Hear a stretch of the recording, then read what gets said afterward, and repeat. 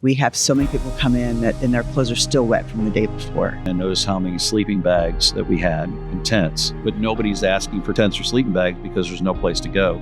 They're sometimes being moved 2 or 3 times a night. Most of the folks are living behind a building, just trying to find some place of coverage. Think about how we push and push and push, but we know when we can stop.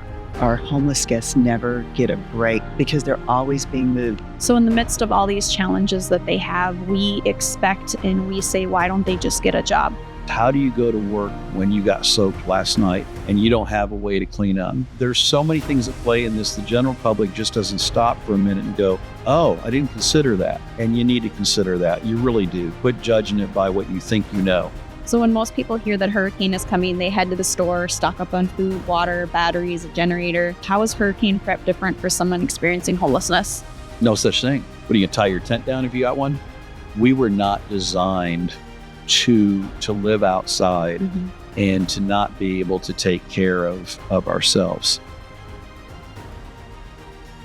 Hi everyone, I'm Tracy Lewis with Imagine Marketing, and I'm joined by Pastor Scott, who is the founder and CEO of Matthew's Hope, as well as Shelley Bradford, who is the president and executive director of Matthew's Hope. Welcome to this week's episode of Straight Talk, No BS with Matthew's Hope, presented by Imagine Marketing.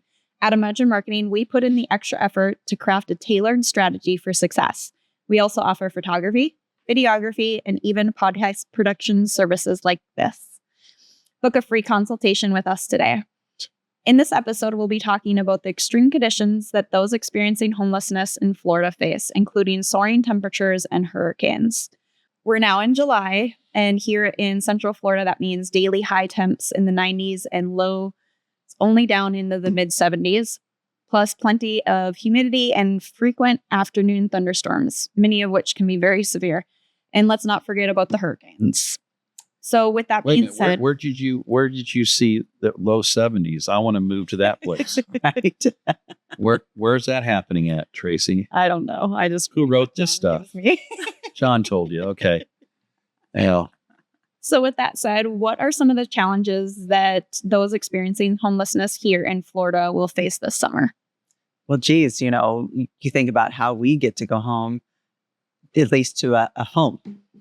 Our guests, which is what we refer to our homeless people, our guests, if sometimes if they're lucky, they might still have a tent or a tarp, but that those are even disappearing here in Florida because of the, 1365. That law really has changed a lot of our demographics and a lot of how we deal with people and a lot of how we have to think about what we provide for our people. So sometimes just if they can just find an awning is the best for them. And it's really hard a lot of times for them to stay dry. And we have so many people come in that just are drenched and their clothes are still wet from the day before. Mm. It's funny. And also, and a big part of this also, even before the new state statute went into place, she referred to as 1365, making it illegal to sleep outside. Even before that, due to development, the woods were disappearing. It's funny, the other day I was looking at our inventory and I noticed how many sleeping bags that we had in tents. Remember when we would never have any. Right. But nobody's asking for tents or sleeping bags because there's no place to go. They're sometimes being moved 2 or 3 times a night. But when you get back to the weather aspect of it, it also means people are more exposed to the elements than ever before. So even in Florida during rainy season, which we're in right now, you could get, I think this week, we're 60% chance of rain for 7 days in a row. Yeah. I normally have to fill my pool sometimes. And right now I don't. Sometimes I have to drain it. Right. And so, you think about that. If you are fortunate enough to still have a camp, your camp's getting washed out and everything you have is getting destroyed. But most of the folks are living behind a building, just trying to find some place of coverage. And so their stuff is getting destroyed regardless, which is unfortunate. Shelley, you mentioned earlier how we're outside and we can go into our home in the AC. So we all know how that cool rush feels. Mm-hmm. What is the mental and physical toll of never feeling that relief? There's never a break. I mean, think about how, I know you and and we've worked together a long time, and think about how we push and push and push, but we know when we can stop. Our homeless guests never get a break to just be able to stop and just, take a break and rest their mind, because they're always being moved. They're always, and unfortunately, they're being moved by the people that are supposed to protect them. And I don't even blame the officers so much, because that's what they've been told they have to do. And it's just so sad. Now,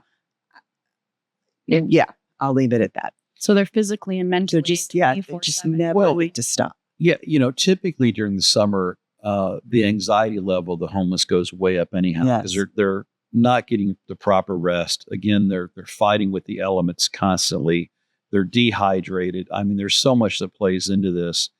You throw the new law onto it. I spoke with those that follow us on social media, know that we went before the Apopka Commission recently, talking about parking our buses over there. And it took us about 12 years to get to this stage. So, it takes a little time, I guess. But we're making moves now. And I asked the mayor over there, I said, imagine, Mr. Mayor, if I were to walk into your home every couple of hours and just ask you to move to the next room, what kind of rest would you get? And without hesitation, he says, I wouldn't. I said, now imagine living outside and someone coming up on you every few hours with a flashlight. Yep. You saying you can't be here. You're risking being arrested. And you say, well, where can I go? And they say, well, just not here. And I've often said, not here is not an answer. But now you've been moved a few times. Now you throw in the weather aspect of it. And when you thought you found a place that was comfortable to sleep for the night, and then the rain kicks in. And in Florida, our rain goes sideways sometimes, and it's torrential. So now you're getting soaked, and you have no way, and everything you have is soaked. It's overwhelming to see the level of anxiety that we're seeing people living at right now. And when you see people with high anxiety, that typically also sets up the perfect situation for a bad situation when somebody crosses them. Right. They lash out like anybody else would. The difference is you and I typically lash out. It'll last about 2 seconds and we go on about our ways. Often it lands them in jail. Yeah. What are the other consequences of not being fully dry? Because they're getting wet every single day.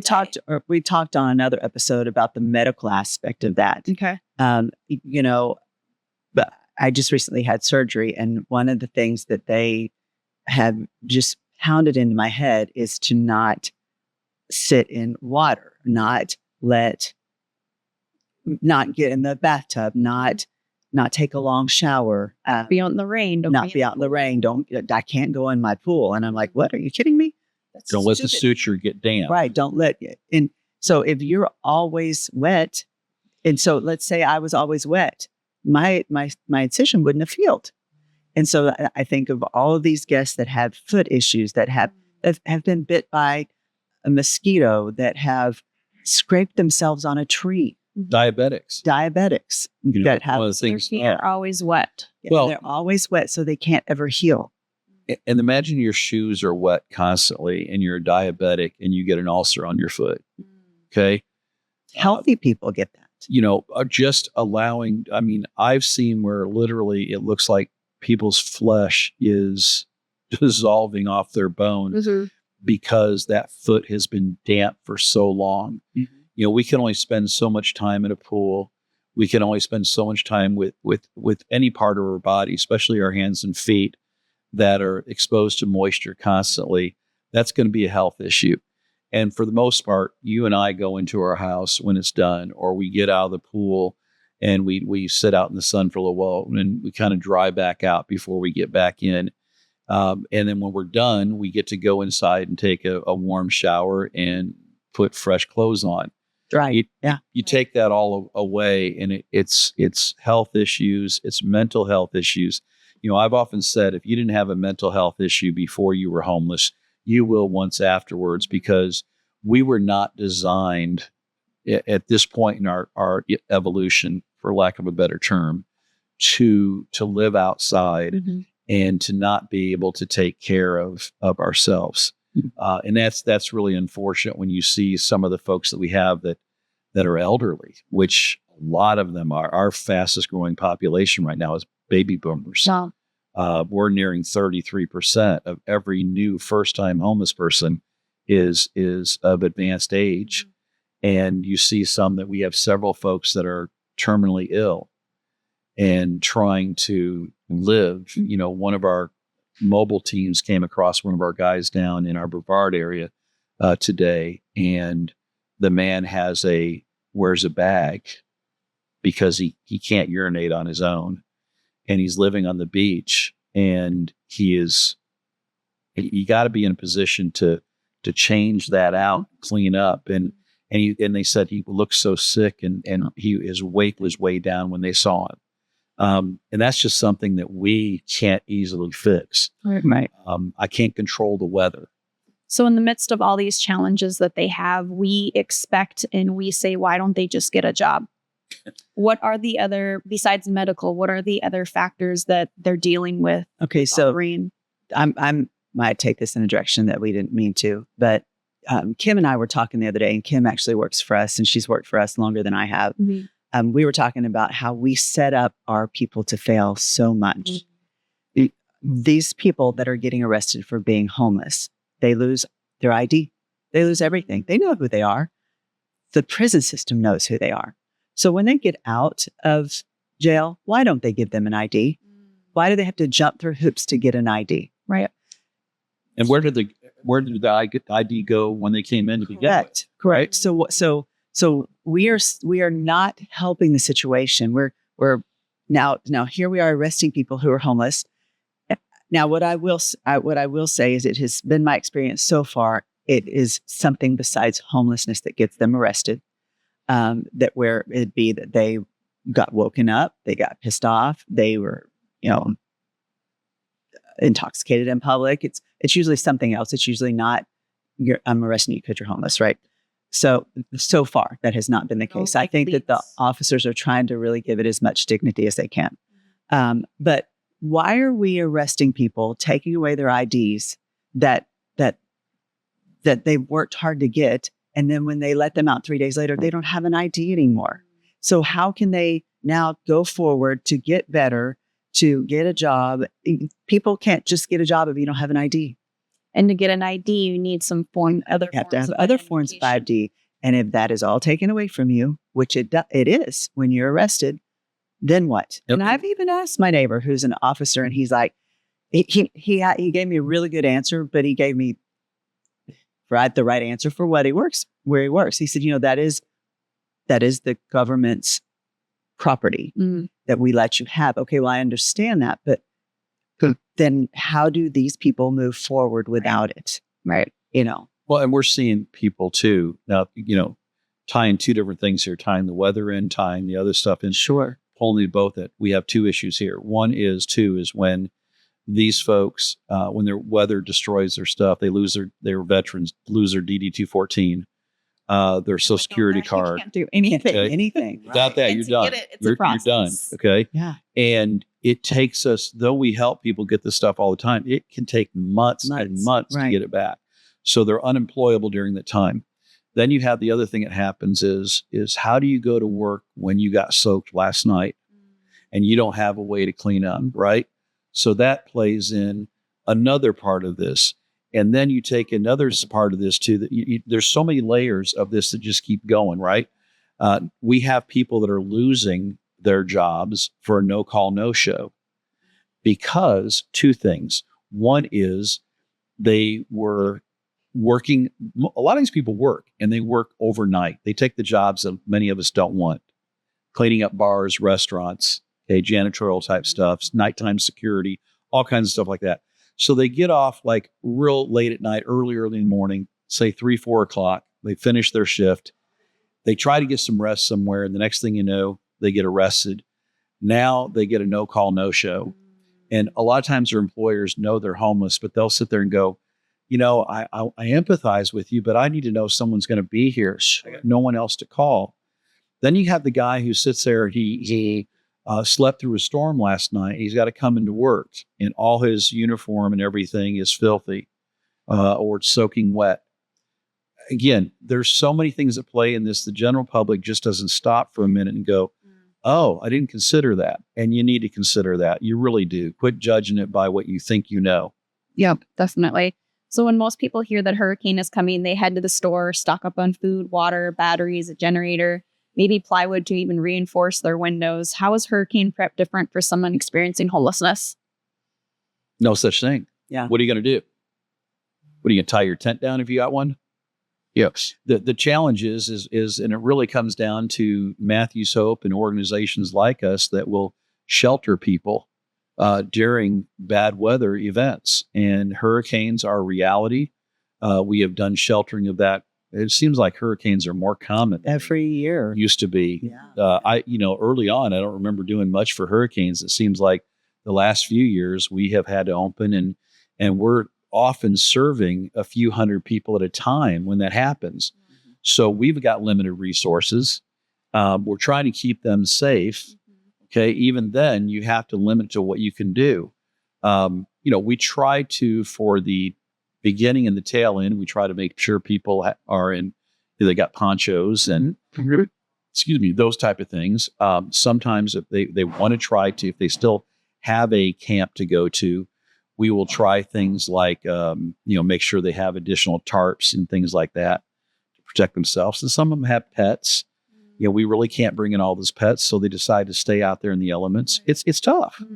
It's tough. We currently and throughout the summer, we ask people to consider the list of things we need.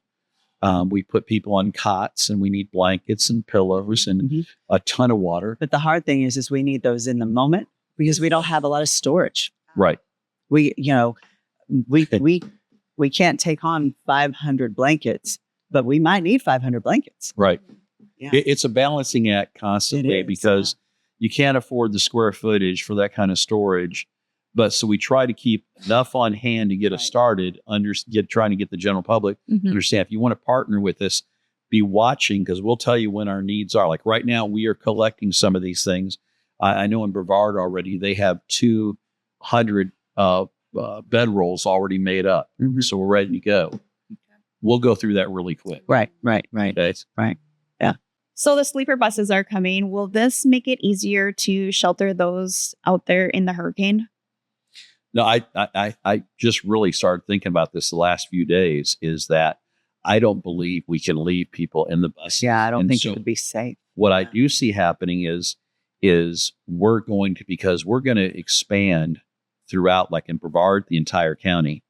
So my concern is let's say we normally sleep 60 people a night.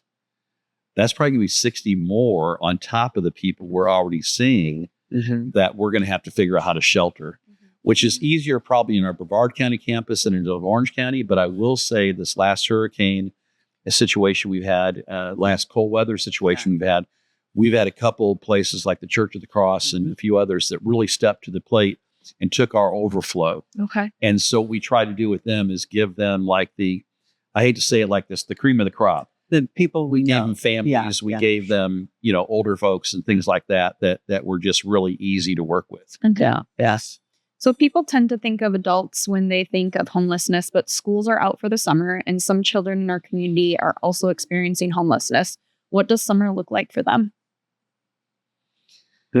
Well, first thing, I think that people really need to realize too, that one of our fastest growing populations now in homelessness again is children again. Really? It's something around 11% under the age of 18 and 8% college age. So you look at that. And then a lot of these kids, unfortunately, were getting fed through school programs that they don't have during the summer. And it looks like with some of the budget cuts, they won't be back in the fall. And some of them, that was the only healthy meal or semi-healthy meal they were getting. So for families with children, it's rough. It's rough. It's very difficult to get into shelter. There are no shelters that are not already full. And because of budget cuts, a lot of the programs that were available to house people, even on a short-term basis, that money is not available now. Yeah. So they're going to either, if they have a car still, they're going to live in their car, or they're going to live like any other homeless person, tuck and figure it out. Right. That's so sad to see. What specific items do you guys need donated during the summer months? Water. Water, Jugs of water? and more. No, No, God, it's no. individual servings of water. And I mean, it's always a balancing act. Every year we have people that complain because, we create more trash, but in the same sense, where are they going to fill up their water? Mm. Their water, you and I have water jugs. Right. Homeless people don't have those. Yeah, on the coast, this is a big question because about the environment so close to water.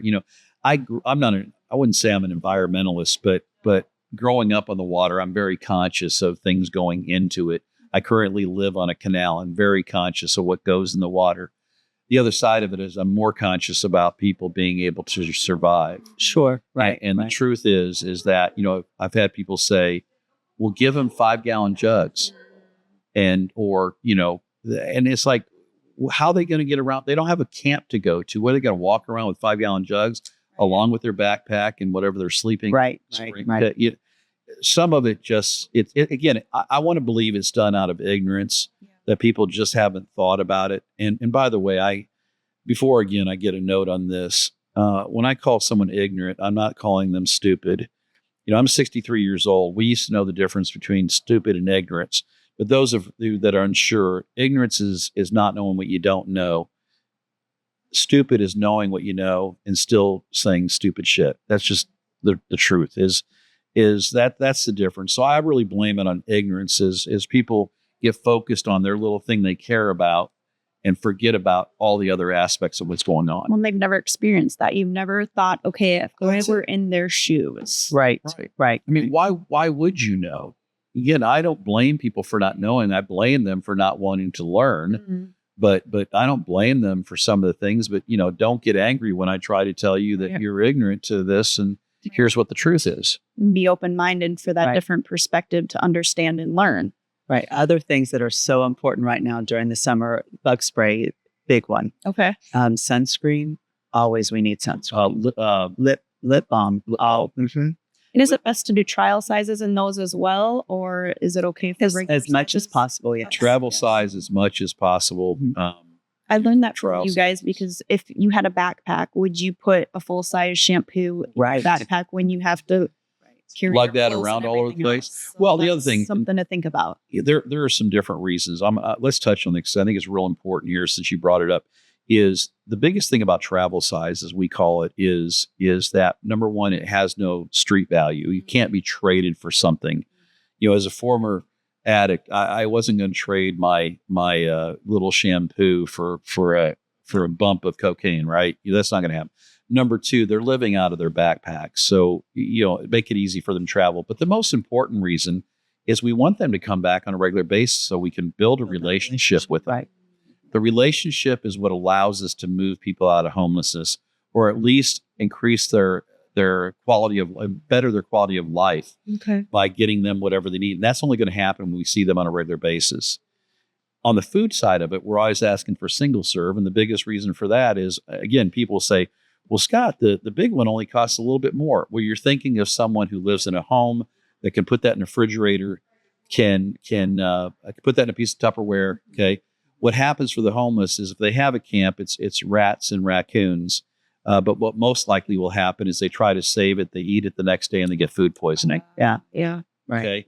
So there's, again, why would you know that? You wouldn't know that unless we told you. And that's why we're putting it out. And then shoes. We go through shoes a lot, especially in the summer because they all get wet. And we do try to ask for running shoes, not leather shoes, because running shoes dry out faster. And they're mesh, they're washable, they're breathable.